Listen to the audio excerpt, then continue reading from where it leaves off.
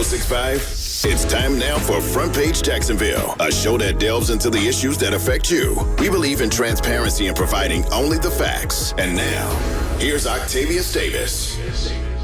Come on, Florida. Come on, Florida weather. This is what I'm talking about right here. This is why people move to Florida. This is why people who were raised in Florida love Florida.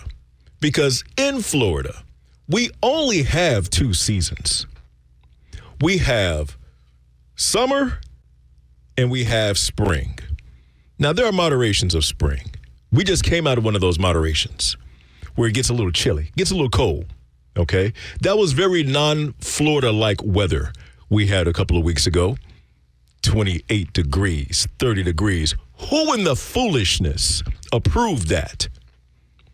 That was very un-Florida-like. But this right here, 75, 80 degrees this past week. Wake up in the mornings, it's, mid to high 50s. We can tolerate that.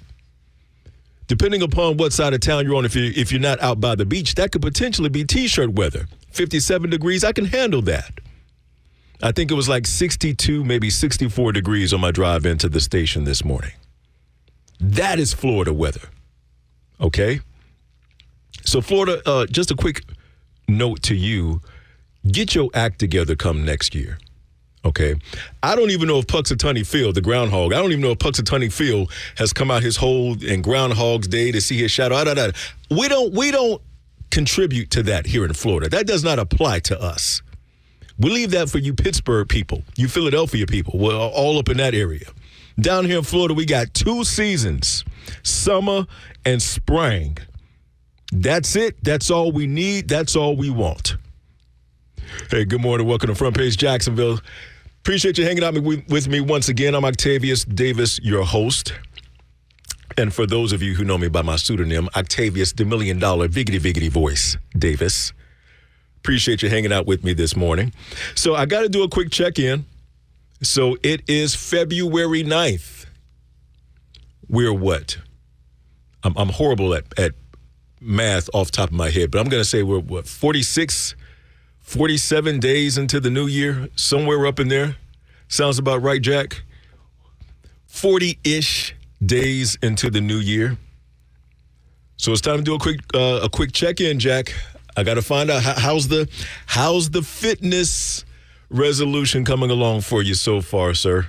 I will be honest. As of recently, I have been lax in my fitness journey. Super Jack, lax. It ain't so. I have been active, I will say. Okay. I have been out skimboarding. I've been playing a little basketball with the homies, but no working out, Okay. let's say. Okay. But, just stuff has been picking up here at Cox Media. So Sure. I'm just, I come here in the morning, and then by the time I'm back home, I'm wanting to take a nap instead of working out. But I get that. Yes. I think I just got to find a better balance since all this, the new shifts is kind of new. So once I get a little more balance, then the fitness journey is back. But Okay. Right now, priorities have kind of changed a little, but it'll be back. It'll be back. I'm telling you, Octavius. I understand. Now, I get that. Now, the listeners, they can't see you, right?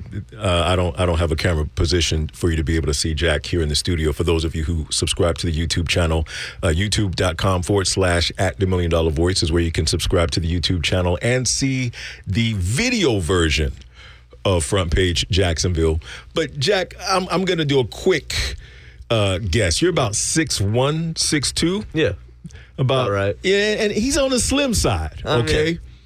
No body fat, okay? You still got that metabolism that has the strength of a volcano. Oh yeah, it'll burn be up kicking with me a few more years. as soon as you eat it. So on one hand, you can get away with it for right now, but I'm telling you, bro, the metabolism slows down after a while.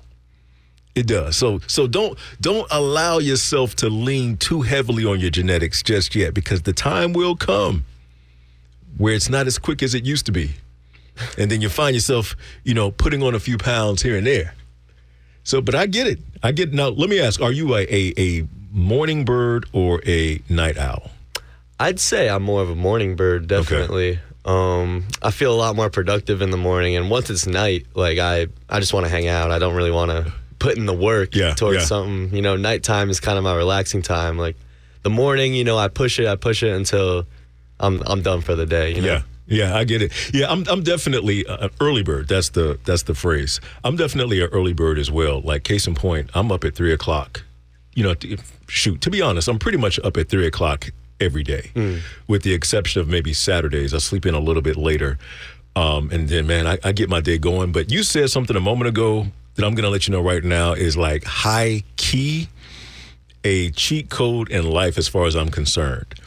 A nap. Oh, yeah. My boy, yeah. What do you know about those midday naps? It is swimmingly. It's just a gorgeous experience, let me tell you. I remember I used to live in Tallahassee some years ago, and I worked for the Tallahassee Democrat, which is the newspaper there in Tallahassee. And so I would go to my apartment, because I was single at the time. No wife, no kids. Just living the single life like you, Jack. Ooh, yeah. So during my lunch break, I would go to my apartment, because it was maybe 10 minutes away from the paper, and take lunch. But after I ate that lunch, Jack, I got me a nice little 15 to 20 minute snooze in. And I looked forward to those naps because I was so energized when I went back to the office to finish out the rest of my day. So I'm surprised a young man such as yourself has unlocked the secrets of naps so early on in your career. It's, I learn from the best. I just take in information. It's truly great. Yeah. Yeah. Yesterday, speaking of, you said lunch. Yeah. The lunch is what helps the nap for sure. Yes. I don't know if I should call this lunch or maybe a brunch, but you know what a McGriddle is, Octavius? Absolutely, I do. Yeah. I had a sausage, egg, and cheese McGriddle that morning.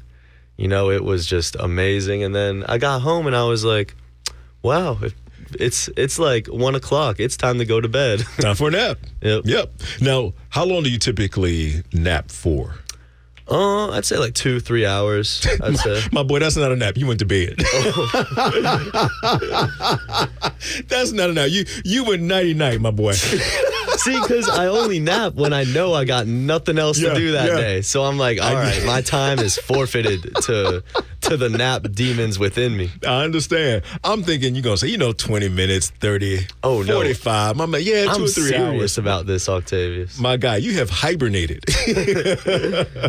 But, one of the things that first put me on to taking naps in the middle of the day, I remember reading an article probably back in 2005 or so, and it was speaking about how companies in other countries were allowing their employees to take naps in the middle of the day because research showed that they were so much more productive later on in the day. And so I was like, let me try that out. And sure enough, it is true. So much so, for anyone who works at ViStar, shout out to ViStar real quick. ViStar Credit Union here in Jacksonville has been a staple in the community for many, many years. Well, a few years back, ViStar moved their corporate office into downtown Jacksonville. They now have ViStar Tower. If you have never been to ViStar Tower, it is like the Willy Wonka experience for adults if you work at ViStar. I kid you not. I posted a video maybe 2 years ago now on my TikTok page because I had an opportunity to go and take a tour and whatnot. They have like a full-blown cafe, arcade games, panoramic view of the St. Johns River. It's absolutely gorgeous. But to me, the crown jewel of the ViStar Tower employee experience is that they have a floor filled with sleep pods. Sleep pods for their team members to take a nap. Now, what I'm not sure of is if while they're napping on the clock or off the clock. Now, that's if you work for ViStar, give me a shout. I would love to know how that whole thing works, 833-758-1065. Because do not tempt me with a good time to take a nap at work. Do not. Because admittedly, I have a little bit of a phobia with falling asleep at work. And I'll tell you why very quickly before we go to the break. Back in the day when I was in college, I used to work at ADT Security Systems. Anybody who's familiar with ADT Security Systems, they had an office, and I don't know if they still do or not, but, back in Gate Parkway, Deerwood area. And so I was working the graveyard shift, 11A, 7P. I'm going through training.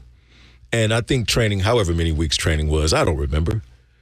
But they messed up because they let us go for lunch. And you figure you're taking lunch at 3 o'clock in the morning, 4 o'clock in the morning, something like that.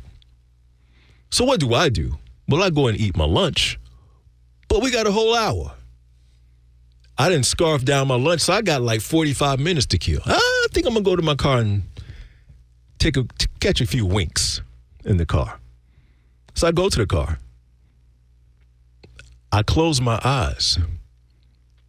I did not set an alarm clock. That probably would have been a good idea. But, cell phones weren't what they used to be back then.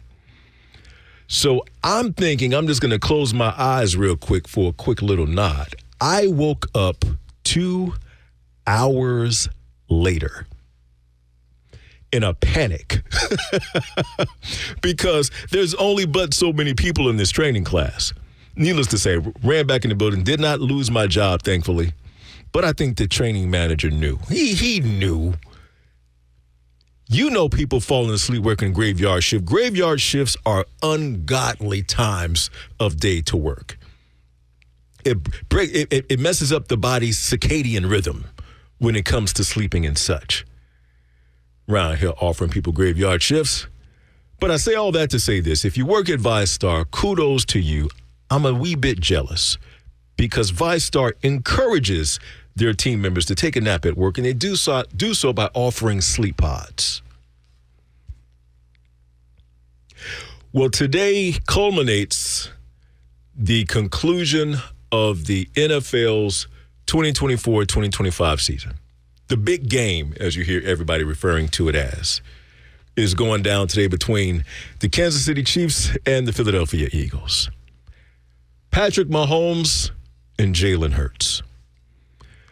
One of the things that I dislike with this whole narrative, and really it's been going on at least for the past 2 or 3 seasons, it's a lot of Jalen Hurts hate out there in the media, and I don't understand why. I saw a clip just yesterday where they referred to Jalen Hurts' position as being the weakest position on the entire Philadelphia Eagles football team. It's like, come on now, bro. This is his second Super Bowl appearance in the past 3 years. And truth be told, during his first appearance, had they kept their foot on the gas pedal, they would have beat the brakes off the Kansas City Chiefs. Well, tonight is his opportunity to get some get back. And I have no skin in the game. I don't care who wins. I don't care who loses. I really don't. But I do want to remind you, 25 years ago, the Super Bowl was played right here in Jacksonville, Florida. And guess who was in that Super Bowl? The Philadelphia Eagles. I can't remember who they played. It was probably the Patriots, especially back during that time. New England was always in the Super Bowl. But 25 years ago, do you remember what this city was like when we hosted that Super Bowl? I remember being at the initial announcement where they said the Super Bowl was coming to Jacksonville and the excitement and everything leading up to it. And then those 2 weeks and definitely that week of the Super Bowl, there was something happening in every corner of this city.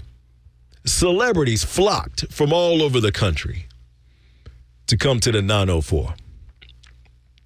And you know what happened? The national media humiliated us. Why? Because we didn't have enough hotel rooms.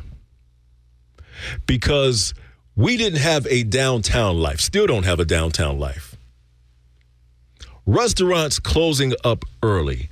I mean, they just slaughtered us in the national media when we hosted that Super Bowl. Slaughtered us. I remember during that time, I was the program director for a different radio station. And, we were talking about different events that we were going to be a part of and plan for that week of Super Bowl and everything. And one of the things that we were contemplating was a celebrity charity basketball game. And we began, looking at the roster of potential artists that we can bring through, celebrities we can get in contact with and everything else. Well, I had an opportunity to interview this one actor leading up to the Super Bowl festivities and pitched this idea of the basketball game. And he was like, oh, yeah, man, I'm down. Yeah, put me down. And I'm not going to say the person's name. Oh, yeah, I'm down. And as a matter of fact, this is what the guy is telling me. And then as a matter of fact, such and such, such and such is an A-list actor as well. Oh, yeah. Oh, yeah, they love basketball. Yeah, I'm going to call him and, yeah, man, just that and the other, blah, blah, blah, blah, blah, blah. So I'm like, okay, cool. Well, I was a young buck back then. So 25 years ago, what am I, 23 years old back then? I'm still seeing the world with rose-colored glasses. I didn't know Joanna Man was hitting me with the let your people call my people spiel, okay? But that's what was happening. Because when we started planning for the game and I started reaching back out, crickets. And I learned, I'm like, oh, wow, okay, so this whole Hollywood talk, that's like a real thing. Down here in Duval County, our word is our bond. I just figured, he said he was interested in doing it, so I figured we'd be able to pull this thing off. But that was 25 years ago. Super Bowl played right here in Jacksonville, Florida. The Philadelphia Eagles did lose the Super Bowl. I don't recall who they played, but I do remember that they lost. Do you remember who they played? Patriots. They did play the Patriots. Yeah. So they did. Tom Brady, still in hopes and dreams, 25 years ago. And if you've ever seen any post-Super Bowl interviews that Donovan McNabb has done and everything since that time,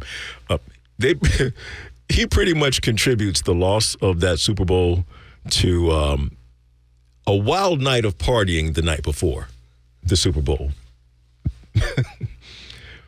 There may have been a little intoxication involved, a little inebriation involved with trying to pull off that Super Bowl win that just fell a little bit short. We're going to cover a few different topics today on the show. We're going to talk about some foolishness there at JSO, or should I say with a former JSO officer. We're also going to dive into tariffs. What is your understanding of tariffs? What do you understand about tariffs? Because I don't quite think some people understand what tariffs really mean. So we're going to talk about that and more. And, of course, your thoughts, comments, and opinions are also welcomed here on Front Page as well at 833-758-1065. It's Front Page Jacksonville. I'm Octavius Davis. Now back to the show that informs you and discusses the issues. Front Page Jacksonville on Hot 106.5. Before the break, we were talking about just football season, coming to a close tonight, of course, with the Super Bowl being played between the Kansas City Chiefs and the Philadelphia Eagles. But one final note surrounding football before transitioning to our next topic. Congratulations to Anthony Tony Boselli, the Jacksonville Jaguars' very first pick, almost 30 years ago now? Also the organization's very first Hall of Famer. This past Monday, he was announced by Jaguars owner Shad Khan as the new executive vice president for football operations with the Jacksonville Jaguars. I love that move. As a matter of fact, a few weeks ago on Facebook, initially, I believe I stated that, it wouldn't be a bad idea if the Jags hired Tony Boselli as the general manager. I like the EVP role much better for Boselli. He understands the game of football. He understands the X's and O's. He knows what good football culture should look like, feel like, sound like. So I'm really, really, how can I put this? Cautiously optimistic. I'm really cautiously optimistic as the Jaguars organization is ramping up for the 25-26 season. Of course, the other week they announced Liam Cohen as the new head coach. If you see Liam in the community, give the brother some grace. He didn't come up in Duval, so he didn't quite know how to shout our chant. But I think he may have it now, considering how he went viral and has been the butt of many jokes over the past 2 weeks. But either case, I also like the young roster of coaches that the Jaguars organization is putting together, because I don't know if you know this or not, but times have changed and are changing. The culture of football has changed and is continuing to change. And so I like the notion of having a younger group of coaches come in. Hopefully, they're bringing along with them some innovation and a little bit of edge that can help give these players and this organization a boost. I've seen some people talk about the lack of experience that many of these coaches and assistant coaches have coming into the organization. That doesn't bother me as much. And I'll tell you why.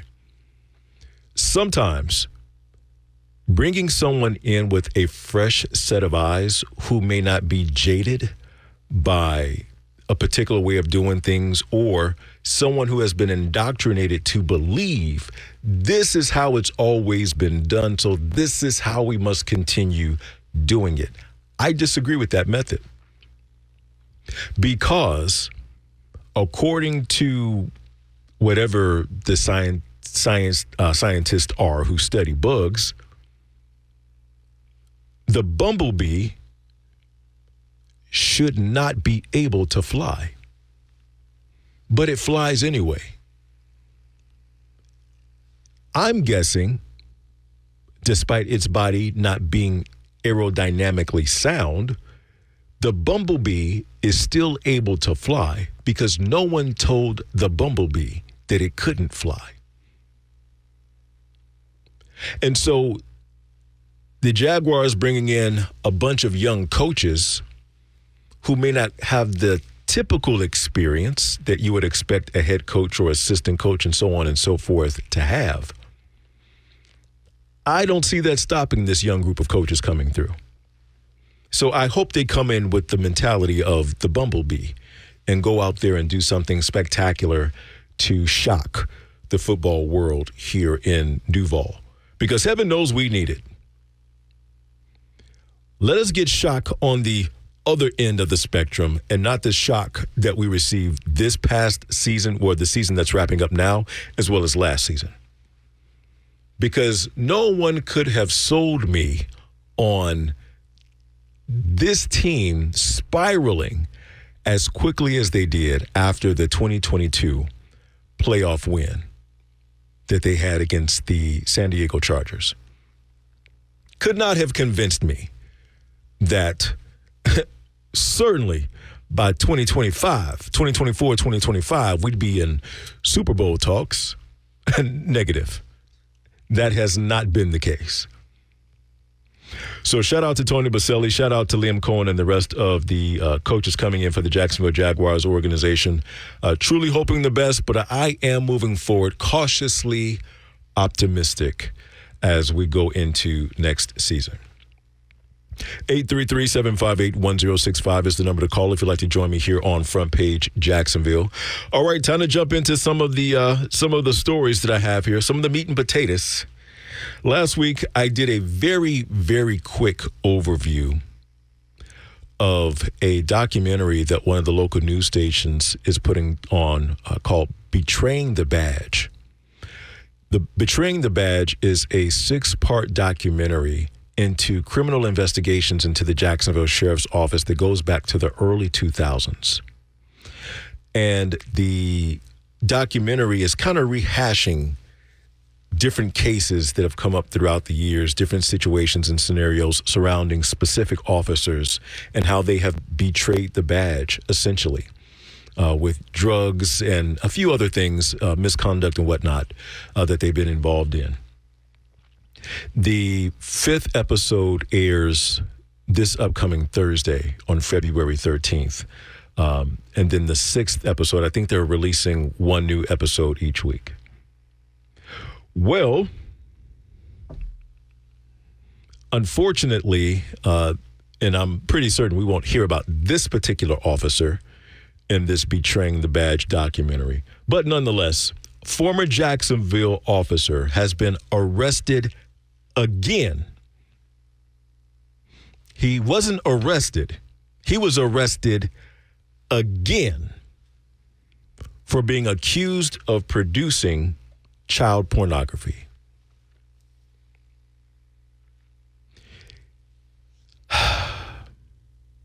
A former Jacksonville sheriff's officer previously arrested by JSO has been arrested again on federal charges this time.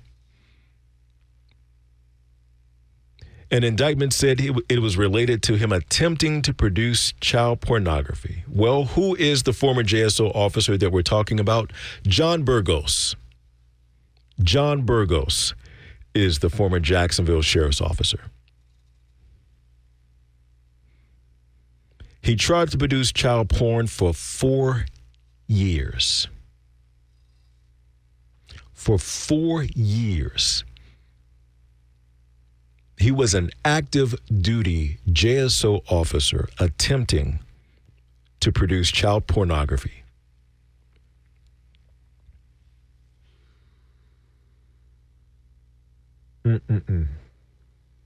So when you look at the story, I'll give you the high-level overview. I'm not going to read it word for word. So there are 2 different incidents that this story cites with this person. I can't even call him a man. This person. The first incident that it mentions is there was a domestic violence investigation. Burgos was one of the officers who responded to the scene. So during that domestic violence dispute, the man, the perpetrator, was arrested, accused of domestic violence against his girlfriend. So the man was arrested in that domestic violence dispute. After the arrest was made, after the situation dissipated, Burgos, the former JSO officer, went back to the scene. Supposedly to help the young girl at the scene to find a safe place to stay. But when he got there, he began making advances towards her, referring to how beautiful she was. And get this, asking her to take her clothes off so he could check for injuries. Excuse me? That sounds highly questionable. And of course it was. Of course it was.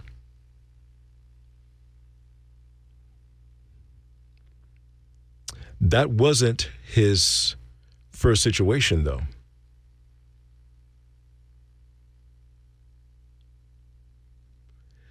They also found evidence between 2015 and 2019 that he convinced at least one minor to create sexually explicit content so he could record it.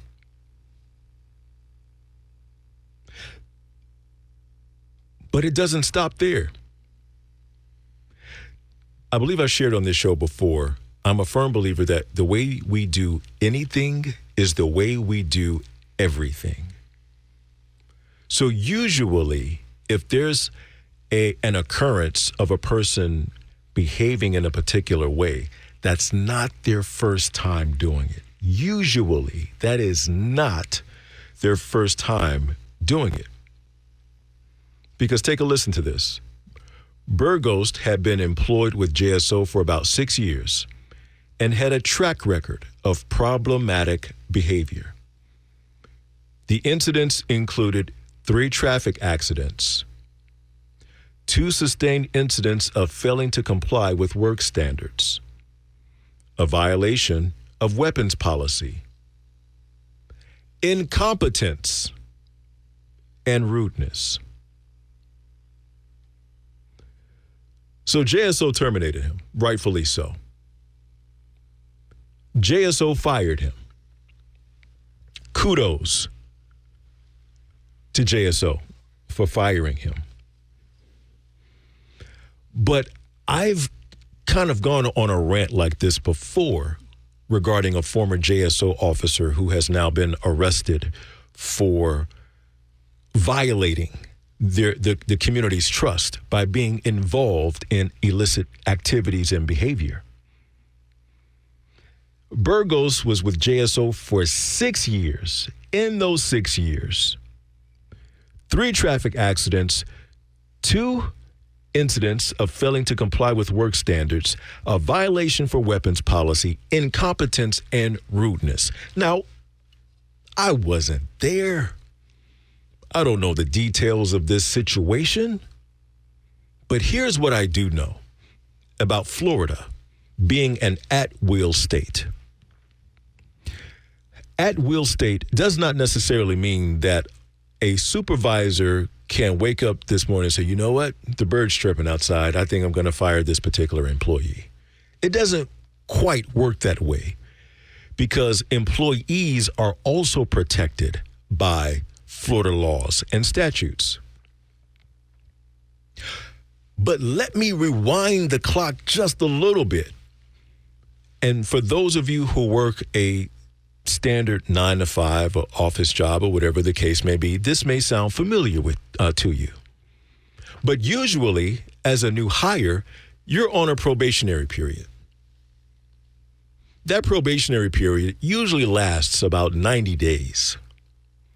The purpose of the probationary period is to determine whether or not the employee is going to be a good fit for the organization and for the employee to decide whether they believe the organization is the right fit for them. By and large, most businesses and companies have this in place. And then what typically happens after that 90-day probationary period? Well, usually there's some sort of review. There's some type of evaluation that takes place for a dialogue to be had between the supervisor and the employee to talk about, hey, you did an excellent job with this, see an opportunity for growth with that, blah, blah, blah, blah, blah, blah, blah.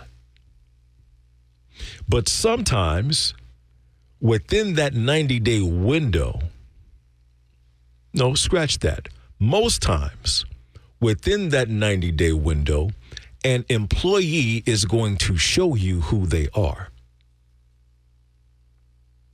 Human nature can only disguise itself for 90 to maybe 120 days before the true colors begin to rise to the surface of an individual, before their character begins to be revealed.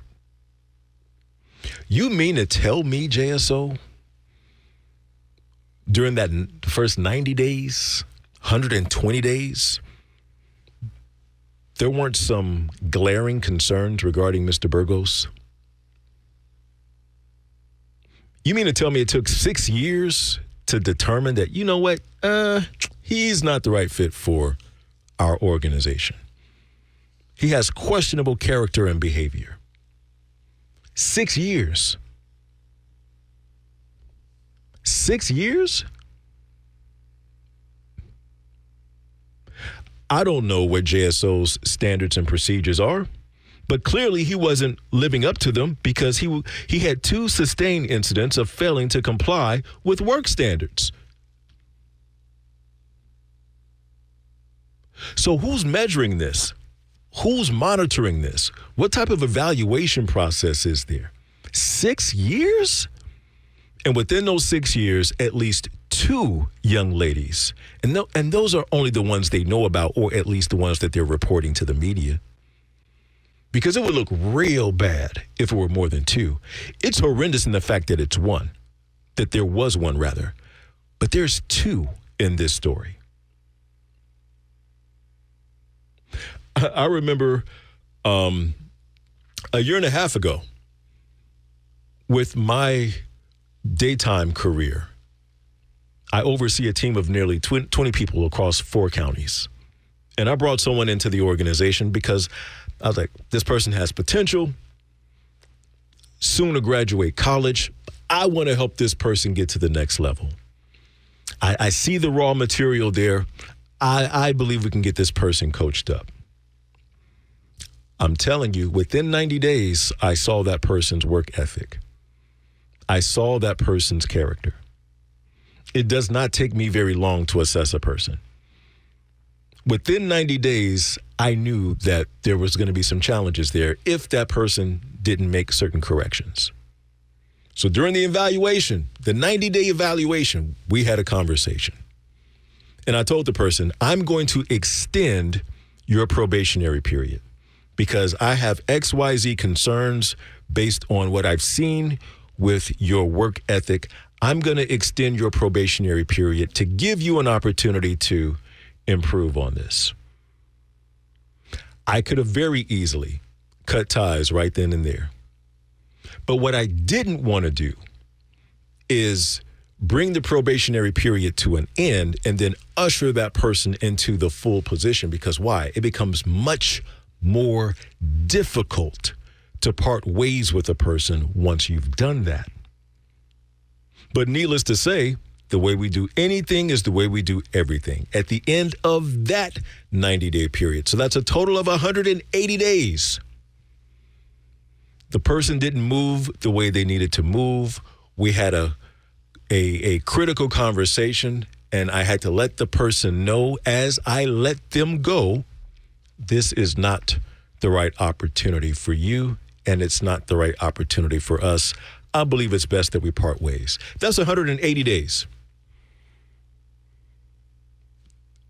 And for the role that this person was filling within our organization was nowhere near the level of responsibility as a Jacksonville sheriff's officer.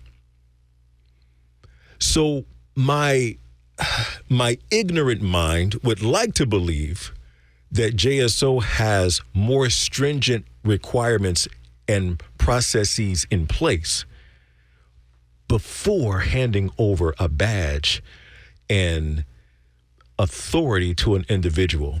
Qualified immunity, I believe, is what it's called. Before qualified immunity is handed over to a person to ensure they're not going to abuse that responsibility. But here it is. Here we are. So I'm glad he's where he belongs. I'm glad he's where he belongs. Because that's a tough pill to swallow. I speak healing and recovery over the children involved, the young people involved, their families as well, because that level of violation of trust is something I would not wish on anyone. 833-758-1065 is the number to call. You're listening to Front Page Jacksonville. I'm Octavius Davis. Front Page Jacksonville resumes on High 106.5. Shout out to Council Member Jimmy Peluso. Over the weekend, he and other council members had dozens of youth from the Jacksonville community to gather into downtown in the City Hall for a mock council session. I believe it was Councilmember Jimmy Peluso, Councilman Rockman Johnson.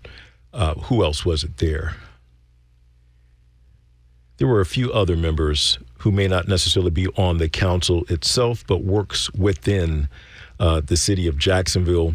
Well, they put on a mock council session for these young people to give them an understanding of how local government works, specifically when it comes to session. Raul Arrayas, that's who I was missing. Raul Arrayas was also there.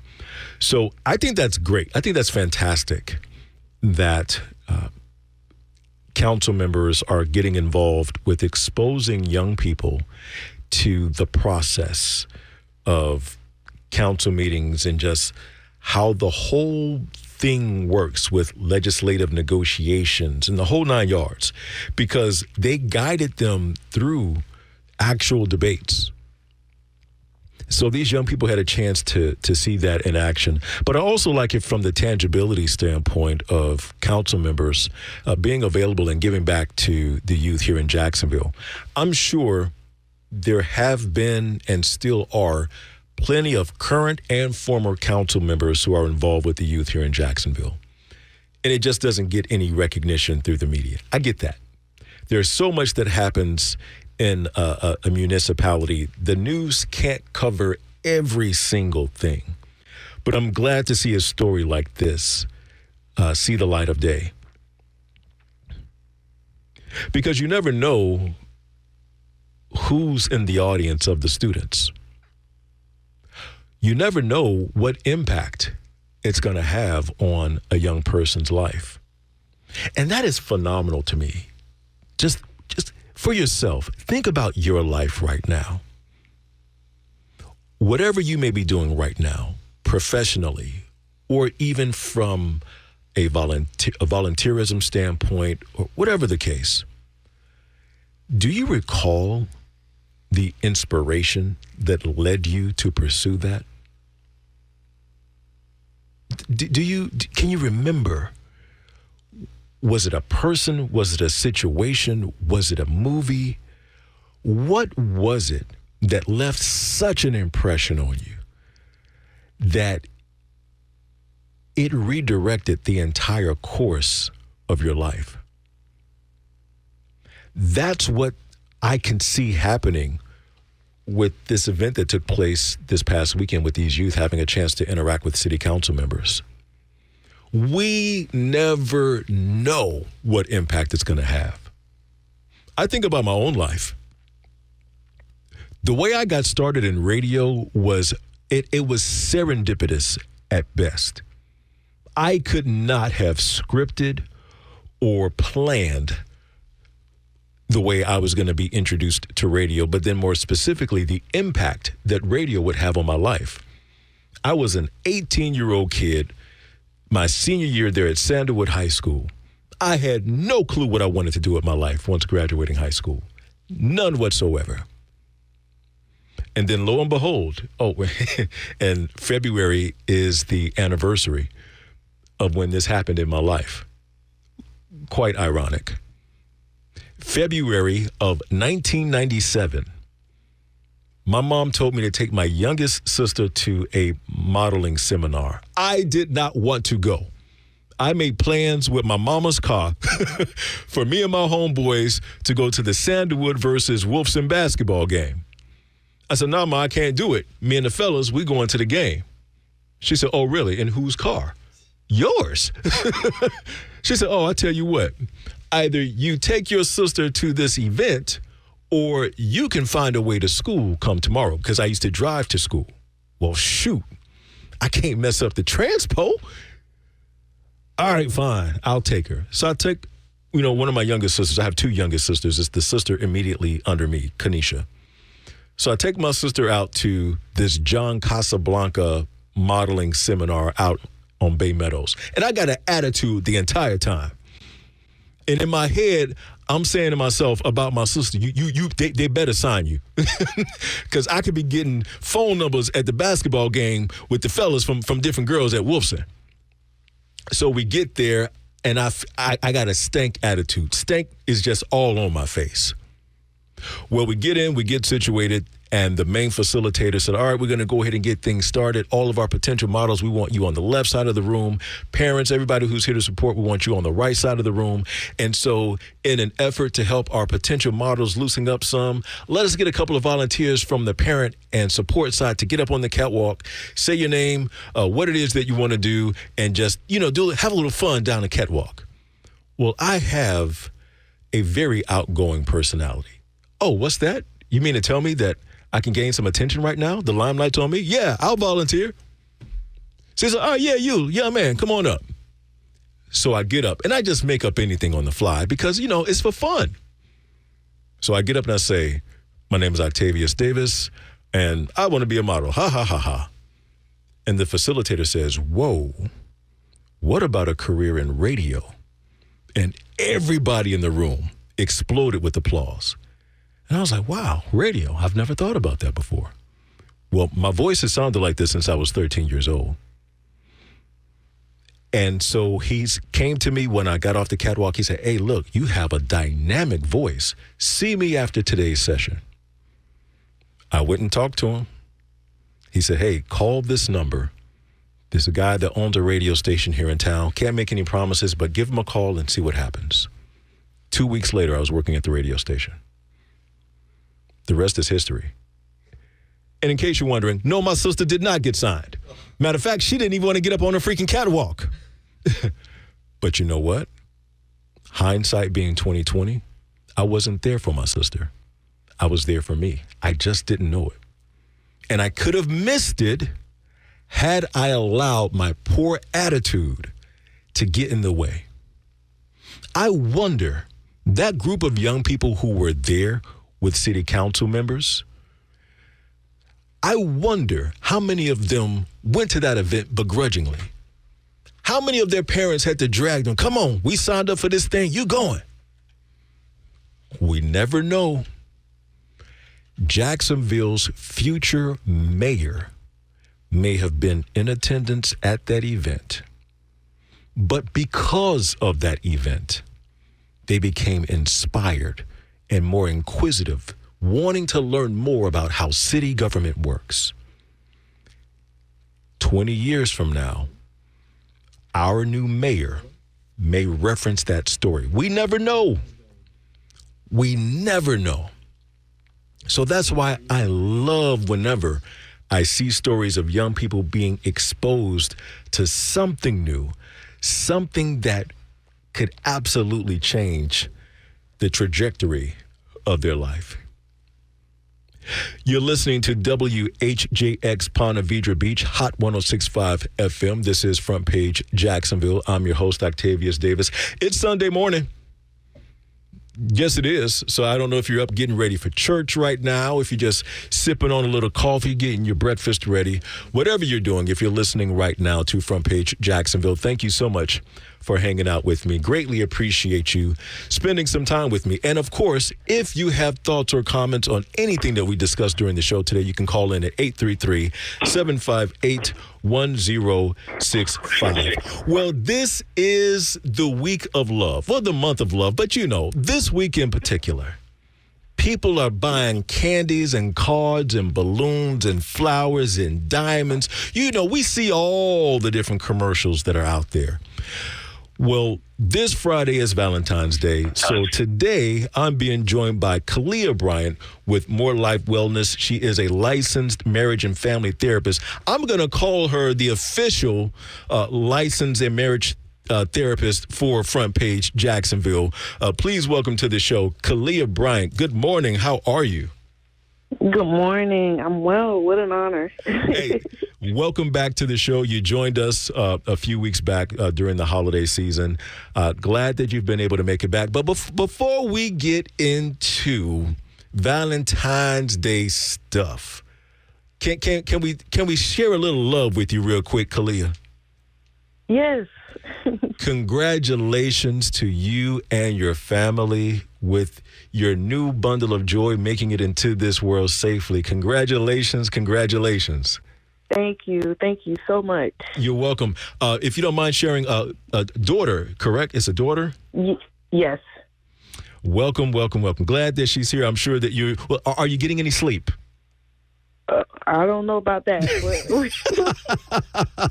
we're working on it. Indeed. Well, I got a text from you like around 6:30, like, hey, we still on for 7 o'clock? I'm like, yeah, she's not sleeping. She's not sleeping. I was definitely up.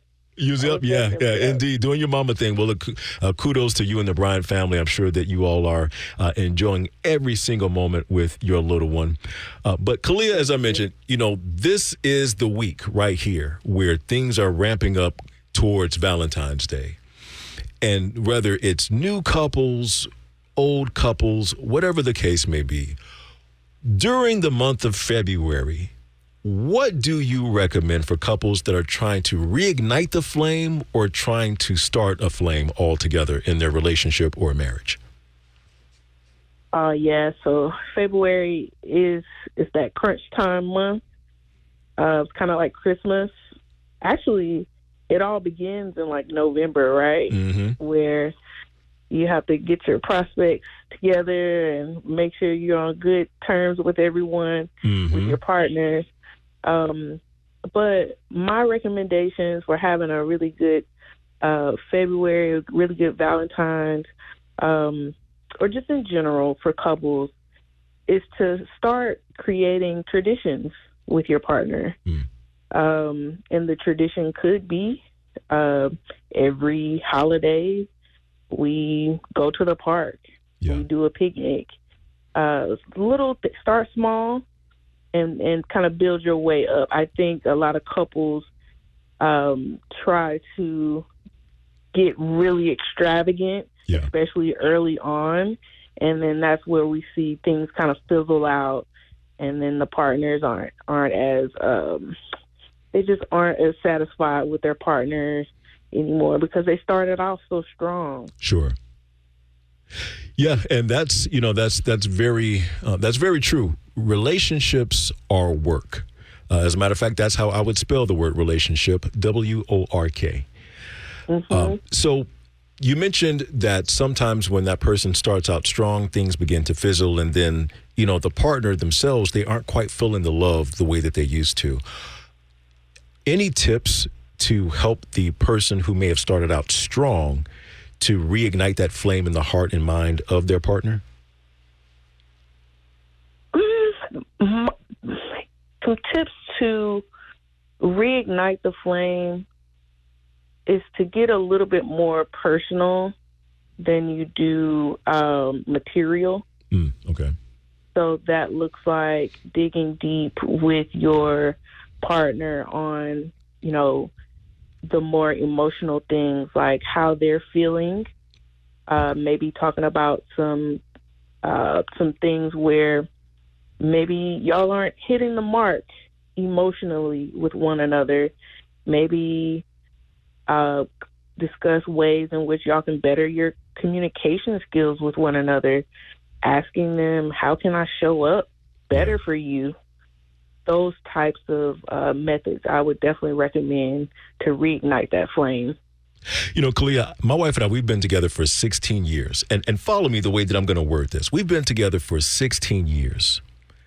And I am learning some things about my wife that I'm hearing for the first time. Now, let me explain what I mean by that. She's been saying it for 16 years. Right? But I'm hearing it for the first time now, and I'm learning a different approach with my wife that I just didn't, the dots weren't connecting for me over the past 16 years, right? And so with that, when you speak about becoming more personal with the things that you do, that's one of the things that I find myself doing more of now and learning to do more of now. Because in the past, I was doing things for her that I wanted to do for her versus what she wanted me to do for her. Does that make sense? So What is that cycle called? I have no idea what that is because as far as I'm concerned, it's deaf, dumb, and blind on my part. But I don't know if there's like a psychological term for something like that. I wouldn't call it a psychological term per se, but what you're speaking on speaks to love languages. And we hear that a lot in the self-help stratosphere, That's why I don't necessarily call it like a psychological term. Yeah. But you probably have heard of someone's love language. Yes. And you loving her in your language instead of the language that she speaks, that's a telltale. Yeah. So, my tip for that would be exploring how your partner wants to be loved, or really paying attention to the ways in which your partner wants to be loved and not the way you want to love them, per se, which is okay, which is good. I know you are trying your darnest. Right. And you're like, I'm loving you as hard as I can. Right. But sometimes we have to take a step back and say, how does my partner want to be loved? Yeah. And sometimes it looks a lot different than what we expect. And that's so interesting to me, just about relationships and love in general, because, just thinking about just my own personal experience, and I'm not sure for our listening audience, I'm sure I'm not the only one, right?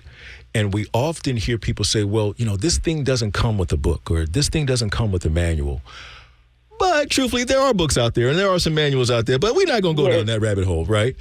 But just the growth, the opportunity to learn your partner and grow with your partner and become a better person. Sometimes, is it too late to try to fill that love bank when it's gone void for so long? I am an advocate for change. And so I think that anybody is capable of change if they put their mind and heart to it. Yeah. If they wake up and say, you know what, I got to get a different result out of this, so I'm going to show up differently. So I don't think it's a matter of things being too far gone.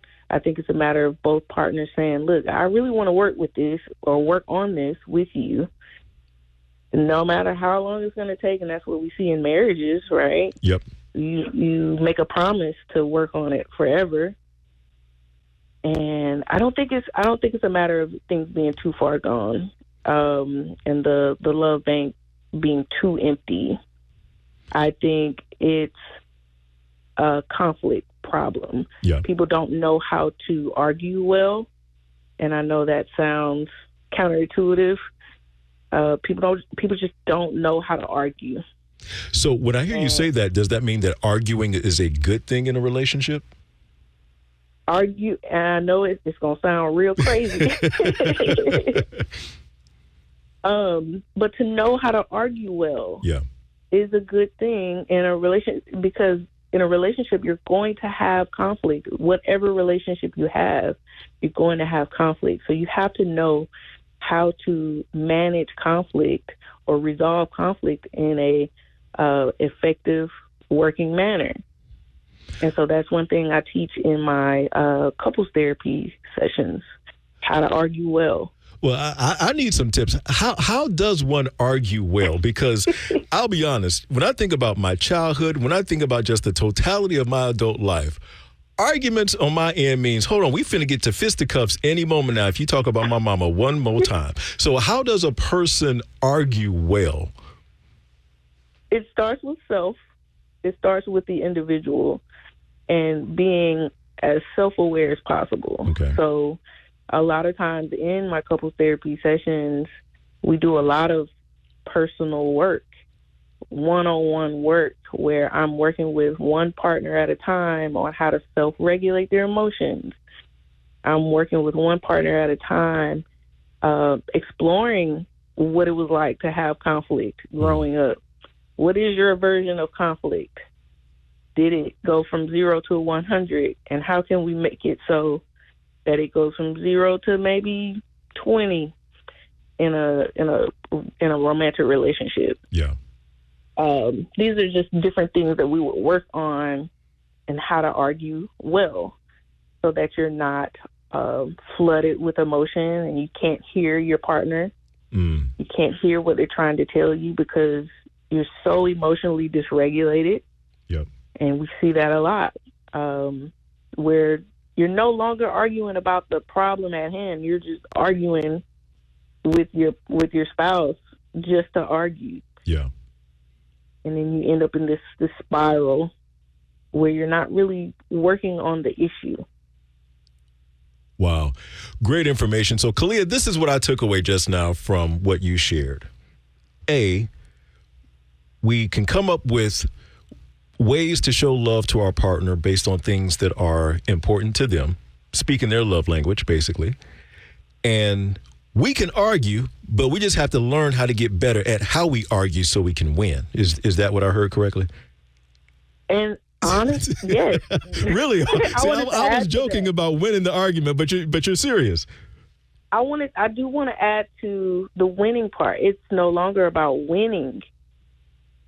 There's nothing to win when you're in a relationship with someone and you are essentially arguing or in conflict with them. Yep. You're not aiming to win. You're aiming to resolve. How good can we get at fixing this problem? Are we good at putting a Band-Aid on it? Yep. Or are we really good at silencing it? Or are we good at really digging in there and figuring out what's not working? So being able to successfully argue and resolve the matter as a couple is the win, if I'm hearing correctly. That is the ultimate win. Yeah, yes. That's the win. I love it. Her name is Khalliah Bryant with More Life Wellness. Khalliah, how can our listeners get in contact with you if they'd like to have a more one-on-one conversation with you on how they can continue enhancing their relationship and marriage? Yes, so I can be reached at www.morelifewellnessllc.com. I'll be off of maternity leave soon and ready to see my clients again. I'm going to rebrand, and this spring is going to be a really good time for my services. So check my website out. Instagram's the same, More Life Wellness LLC, and that's how I can be reached. Excellent. And once you do get back from maternity leave and your rebrand is complete, we'll bring you back onto the show as well so we can continue talking about love and relationships with you. Khalliah Bryant right here on Front Page Jacksonville. Thanks for hanging out with us today, Khalliah. Thank you. Can't wait. Thank you. Stick around. More is on the way. You're listening to Front Page Jacksonville. The heartbeat of the community. Front Page Jacksonville returns on Hot 106.5. I'm pretty sure this is one of those times during the show where if Wanda P was here with me right now, she would try to turn my microphone off. But thankfully, Wanda P is not in the studio with me today, and I got my man Jack at the helm.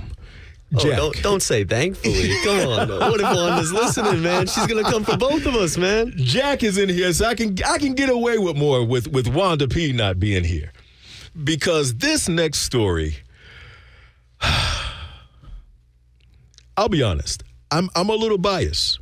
I'm a tad bit biased because, once again, we live in Florida. And as many of us know, here in Florida, it's a snowbird state, essentially. And if they aren't snowbirds, then it's a large retirement state as well. But because of that, I've long since believed that once a driver gets to a certain age, I think we should start testing again to see if that person is able to continue operating a motor vehicle. And I'm saying this as delicately and as diplomatically as I possibly can because I recognize that we have listeners from every end of the generational spectrum. I get that. And I promise I am attempting to be as respectful as possible. But Daytona Beach, please come to the front of the line. Because the other day, a woman was relaxing on the beach. As you do at the beach, you relax. You lay down in your chair. You're not thinking about any concerns. You're enjoying the weather, the whole 9 yards. And a person never has the thought go through their mind, I wonder if someone would try to run over my head as I'm lying here right now. Well, unfortunately, that's exactly what happened in Daytona Beach. A 71-year-old beachgoer was relaxing, and all of a sudden, her head was run over by a vehicle. Now, let me say this. The woman is okay. She was taken to the hospital. She was conscious, able to give her, account of the story, the whole 9 yards. She's expected to make a full recovery. So thankfully, it wasn't serious. But the driver of the truck, the 84-year-old Central Florida woman who drove over the other woman's head, said, I ain't even know there was nobody on the beach. She saw nothing, felt nothing as she blooped over that beachgoer's head. As a matter of fact, other beachgoers had to run her down and flag her down to stop her because she was that unaware that she'd hit someone. And so this is why I'm saying, I believe at a certain age, there should be more testing, driving tests initiated, because that's concerning for me. Forget about the fact, and I'm sure, and don't listen to me in that tone of voice. I can hear your ears judging me right now as I say this. But I am certain you have experienced this as you've driven on the roads, whether it's here in Jacksonville, driving on 95, heading down to Orlando, somewhere up in this Sunshine State. And you know exactly the profile of the person I'm talking about driving that car, that long vehicle that's going super slow in the fast lane, and you trying to get around them to find out what in the world is going on as they're slowing up traffic. And then as you inch up along their driver's side to get a peek at who in the world has been slowing down this traffic, there they are. You see them. Hiked up all up on the steering wheel. Don't know which way is left or right. And they looking straight ahead with their hands 10 and 2 on the steering wheel. They weren't even aware that you was back there. They didn't know you was trying to get around them. Why? Because they focused on where they got to go, to do what they got to do. Ain't seen a stop sign nowhere near them. They just going straight. I love our seasoned residents here in the state of Florida. But I do believe we should implement a law, especially in the state of Florida, that once you get a certain age, regular vehicular testing should take place. And, I was kind of doing the whole, breakdown a moment ago to be funny. But seriously, all joking aside, I think at a certain age, we should test drivers on a more frequent basis to ensure that they still have the cognition and motor skills to operate a motor vehicle. 833-758-1065 is the number to call if you'd like to join us here on Front Page Jacksonville. Sticking in the realm of topics with talking about vehicles, earlier in the show we were talking about JSO. A local news station did a documentary going back to 2000. It's a 6-part documentary where they are reviewing cases that took place going back to the early 2000s where there's documentation of corrupt JSO behavior. Betraying the Badge is the name of the documentary. And then early in the show, we also spoke about a former JSO officer who was recently arrested for attempting to produce child pornography. Well, I can't end the show with just pummeling JSO like that. That wouldn't be fair. So I do want to give JSO a shout out because recently they set up a checkpoint on the west side. And at this checkpoint, they stopped 200 cars and made 10 arrests. Of the 10 arrests that were made, 4 of those drivers were under the influence. I applaud that like you can't imagine. And here's why. 4 Can you imagine 4 drivers under the influence? I don't know what their blood alcohol level was. And I'm assuming it was alcohol that they were under the influence of. It could have been something else. I don't know. But can you imagine those 4 individuals could have changed the course of someone's family's life for the rest of their lives had JSO not had that checkpoint set up? It only takes one to cause a tragedy. It only takes one drunk driver driving under the influence. It only takes one. But they were able to stop 4. And I think that's fantastic. I don't know about you, but I know people whose lives have been dramatically changed due to a drunk driver. I'm thinking about a young family right here in Jacksonville coming up on almost 10 years now since this young father was taken away from his family due to a drunk driver right here in Jacksonville. I see his widow at the gym that I go to on a periodic basis. I see his mom posting on social media on a regular basis, still trying to put the pieces together after such a huge piece of their puzzle was taken away from them. From one drunk driver. So kudos to JSO for getting 4 of them off the street. And here's the thing, too, because not only do these drunk drivers and individuals driving under the influence drastically change the lives of other families, but they change the lives of their families as well. They changed their lives as well. I saw a video on social media maybe a year or so ago, and it's heartbreaking to watch. There's a young African-American fellow who is arrested for drunk driving, and they have him at the sheriff's office. And this is the actual video. This isn't a skit. This isn't a reenactment. This is the young man at downtown Booking having a conversation with the police.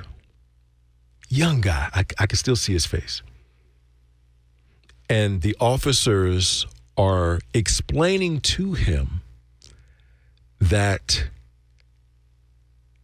he caused a car accident and that the person in the other vehicle died because this young man was driving under the influence of alcohol.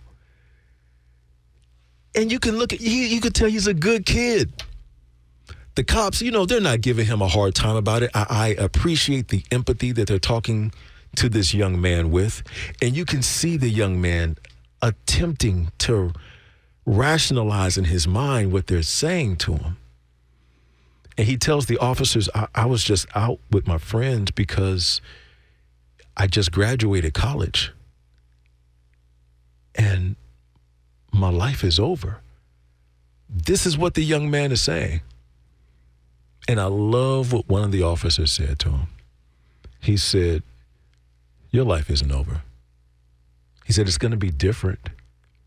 Your life has changed, but your life isn't over. Oh, look, I love that type of policing.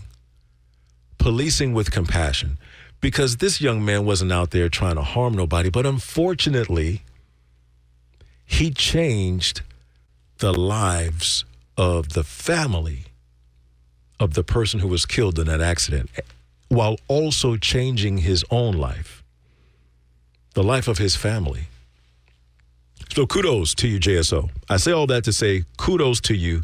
I absolutely love that's the type of police work that I like to see, because in my humble estimation, a lot of what we see from police, and this is police across the board, is more reactionary versus proactive, right? But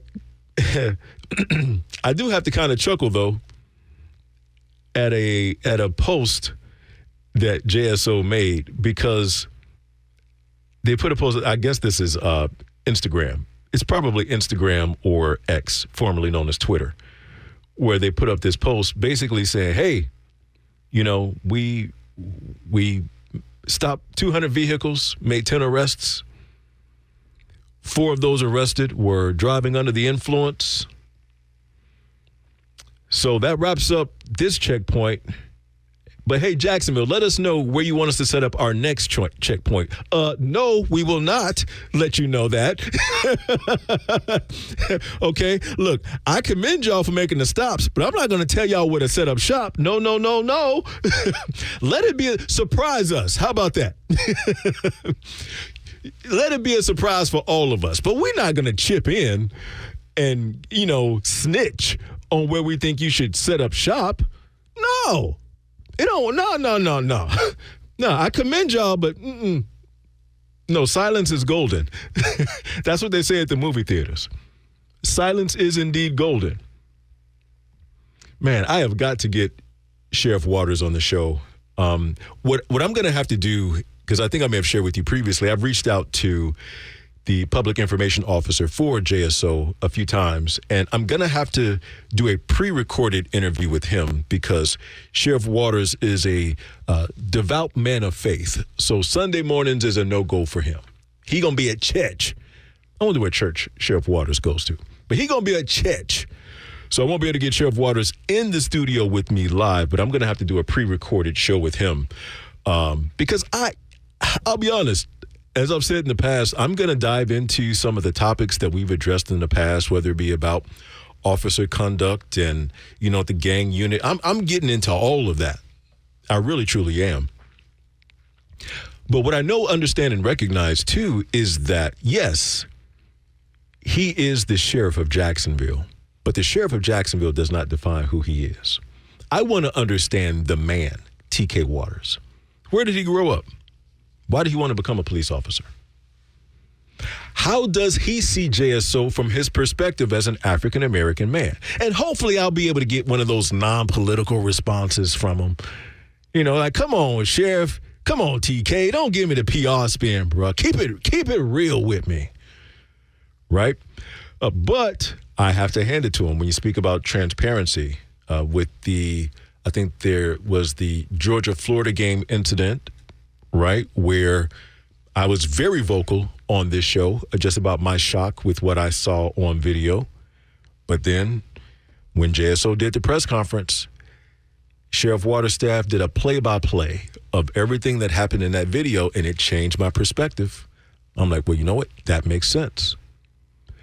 A buddy of mine at the gym who's an FBI agent, he and I were talking about it. He said, I got to tell you, man, if I were in this situation, I would have done the same thing because of this, that, third, and the third. And so it began to help me to understand that there are 2 versions of Jacksonville that we are residing in. We, the residents, live in a particular version, but JSO is operating in a different version. We need to understand the language that each of us are speaking in order to be able to better coexist. That's really what it boils down to, in my humble opinion. So I promise you, the interview with Sheriff TK Waters, it is coming. It is coming, it is coming, it is coming, because I believe that is going to be a very insightful conversation that I'll be able to have with him. 833-758-1065 is the number to call if you'd like to jump on Front Page Jacksonville. I'm your host, Octavius, the $1 Million Voice Davis. Thanks so much for hanging out with me on this Sunday morning. Tariffs. When you hear the word tariffs, what comes to mind for you? What are tariffs? How do tariffs work? Because tariffs is a word that this new presidential administration has been throwing around quite a bit over the past couple of weeks and is seemingly actively moving to put these tariffs in place so that these foreign countries can't continue to get over on us Americans. I'm paraphrasing, of course. Creating jobs for Americans. We're going to tax foreign countries with tariffs. Well, that's basically what a tariff is. A tariff is a tax on imported goods. A tariff is a tax on imported goods. But who is being taxed? Once again, out here trolling on these social media streets, I saw a video earlier this week where someone had taken to the streets and was interviewing different Trump supporters, asking them about tariffs and their understanding of it. And by and large, their response was, well, we're taxing the foreign countries. We're taxing the foreign countries for their products to be imported into America. I support that. That makes sense. We're taxing these foreign countries. And so the reporter said, well, that's not how that works, right? And the guy was like, no, what do you mean? It's a tax. We're taxing the foreign countries. He said, no, it's a tax. You're right about that. But the tax is being put on U.S.-based companies. And those U.S.-based companies are also pushing that cost onto the consumer. Who's the consumer? Us, the American people. The old switcheroo. The old wordplay of making foreign countries out to appear to be the enemy. Making it seem as though we're going to tax the foreign countries who wants their products and goods to come into our country. No, they're going to have to pay us. Foreign countries are going to have to pay us if they want their products into our company. Into our country. But that's not how it really works. Tariffs are a tax placed on U.S.-based companies who import goods from foreign countries, namely Canada, Mexico, and China. So what happens? Well, it now causes the retail value of those taxed imported goods to go up. And so that's how that cost is passed on to us, the American people. Because now we got to pay more for stuff like eggs, milk, so on and so forth, avocados. I said it during the political season, and I'll continue to say it. Buckle up and strap in tight, because we're in for a wild ride. I think we're going into week 10? No, I'm sorry, not week 10. My apologies, not week 10. I think we're going into week 4 of his tenure back in office. And there's been so much shuffling and, talks of dismantling, so on and so forth. Well, when we come back, I'm going to also tell you about what's going on in South Africa. Because, after all, it is Black History Month. Now back to the show that informs you and discusses the issues. Front Page Jacksonville on Hot 106.5. It seems like since being put back into office, Trump has been signing an executive order every day. Every time we turn around, he got a pen in his hand signing something. Take the pens. Who is giving this man the pens? I'm going to ask White House employees to take the top off those markers so they can dry up, so this man can't sign not nan mo executive orders. Hide all the Sharpies. Scribble all the ink out of those big pens so he can't sign not nan more thing. On Friday, Trump signed an executive order aimed at freezing assistance to South Africa over a controversial law that allows the government, the South African government, to seize farmland from ethnic minorities, namely white farmers, without compensation, as well as the country's stance against Israel and its war in Gaza. So basically, Trump is saying, hey, I hear that you all are seizing land in South Africa from white farmers. That's not right.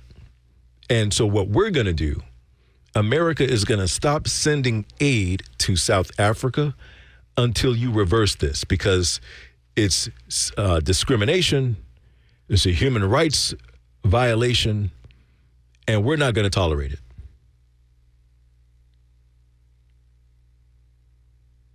So what it also does is it directs the United States to assist Afrikaners. Hear this term, Afrikaners. I'm going to say it again, Afrikaners. This is a different term. What does that term mean? An ethnic group descending from European settlers. You have South African, and now what they're referring to as South Afrikaners. The South Afrikaners are being defined as an ethnic group who descended from European settlers. And so with Trump's executive order, he wants to also help these South Afrikaners find refuge in other countries. Well, here's the problem. There are many problems, and I'm sure there are even problems that I'm not yet educated on. So I'll say it this way. Here are one of the problems.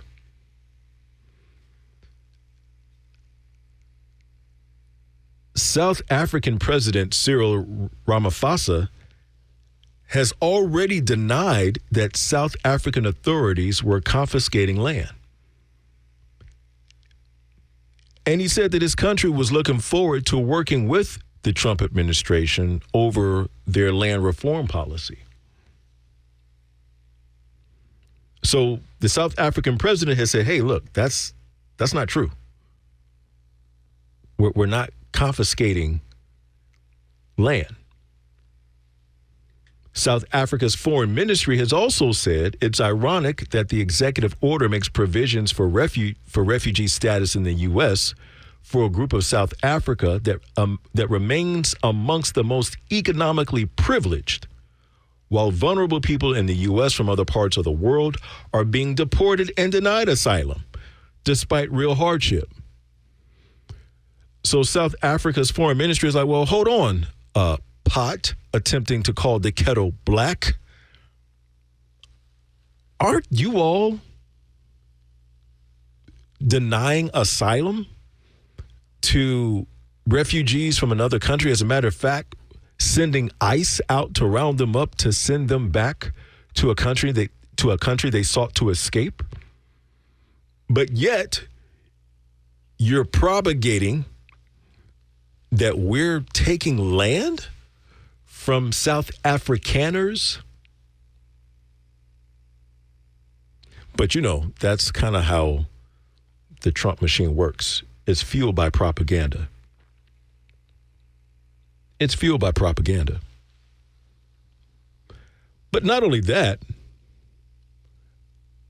and I'll be honest, I'm familiar with apartheid, but I'm not knowledgeable enough about it to hold an entire segment on it.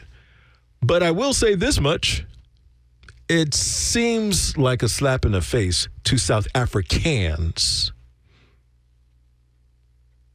with what Trump is attempting to do with this executive order, attempting to strong-arm the South African government. Because, let me play devil's advocate for a moment. Let's say if the South African government was confiscating land from South Afrikaners because said land was unjustly taken from South Africans. Well, isn't that the American way? I mean, correct me if I'm wrong. Do we not live in a country that when you pull back the rug of the American flag and you look at the tag, it says stolen land? I mean, come on now. Ain't that how we get down in America? So it's good if it's just us. It's good for the goose, but it's not good for the gander. And again, that's playing devil's advocate, because I've never been to South Africa, don't live in South Africa. I'm not cognizant of anyone that I know who lives in South Africa. So all I can do is take the South African's president word for it when he says, hey, well, look, we're not confiscating people's land. That's the word I have to believe. But we're going to deny sending support and aid to the country of South Africa because, oh, well, this administration said that's what's happening. It sounds a little ish to me. And you can put whatever adjective you want in front of ish. That's just what it sounds like to me. Because, oh, by the way, do you know who is a South Afrikaner? When you do a quick scroll through the Trump administration, Elon Musk. So it just sounds a little ish to me. Sounds a little ish. But what are your thoughts on it? I will leave it to you to draw your own conclusion. Feel free to research the story for yourself. That's just my perspective based on what I'm seeing. Buckle up. We are in for a ride. I mentioned earlier in the show that, as we know, this is Black History Month. February is Black History Month. Last week on the show, we spoke about the dismantling of DEI and, you know, special observances being removed, blah, blah, blah, blah, blah. I don't care about none of that. Okay? Because fact of the matter is, we have access to knowledge about us 365, 7 days a week. 25 hours a day. Oh, well, $1 Million Voice, it's only 24. Well, it could be 25 hours out of the day. My point being, we have an unlimited resource and unlimited access to knowledge and information about us. So I want to do something a little differently to close out the show today. I'm going to recite a poem. This poem is not an original piece of my own. The author of this poem is called Adon Bean, or Adon Bean. This piece is entitled 1619. Let us chiropractic crack open the spine of this book. Turn a few pages and take a deep look, for this is not the catcher and the rye. This is the African who caught the slave catcher's eye, an invisible man who has the whole world watching. But shall we meet the protagonist? For I am the colored cog in the capitalist wheel, with baby-faced bronze skin and melanin appeal snatched from the cradle of civilization. My name is Black Man USA. Arrived on these shores, but I got more to say, from Bali to Barbados to Gary, Indiana, Sierra Leone to Sapelo, with sugarcane on my fingertips and shackles on my feet. There were limitations to emancipating me until I sunk my teeth into Juneteenth freedom. Tastes like grandma's sweet potato pie. But it goes from masses plantation to mass incarceration as the Jim Crow flies. All of this happened more or less. This is Up From Slavery meets Porgy and Bess, August Wilson and Kenya Barris, James Brown and James Burr, Kehinde Wiley and Carol Walker, George Carruthers, Clinton and Washington, Carver, the Great Migration and Reconstruction, from Black Wall Streets to Harlem Arteliers. This is Black survival and success put on full display, whether it's the Little Rock or the Charleston Nine, trying to integrate or praying to stay alive, thinking that if my work was good, somehow y'all would recognize my personhood. But nah. Instead, I had to hustle this chocolate charm, this black brilliance, this ebony ingenuity. I mean, I know what this nation has done, can do, and is doing to me, but also what it could be. And therefore, still, I rise. From 1619 and beyond, here I stand, from being 3/5 of a compromised plan, using the breath in my black lungs, shouting words from a place of black love. I am a man. Stick around. Health Beat with Wanda P is coming up next. Thank you so much for hanging out with me today on Front Page Jacksonville. I am Octavius, the $1 Million Viggity Voice Davis. I'll catch you next time. Peace. Front Page Jacksonville, Sundays from 6 a.m. to 8 a.m. For show episodes, go to hot1065fm.com. We are Hot 1065.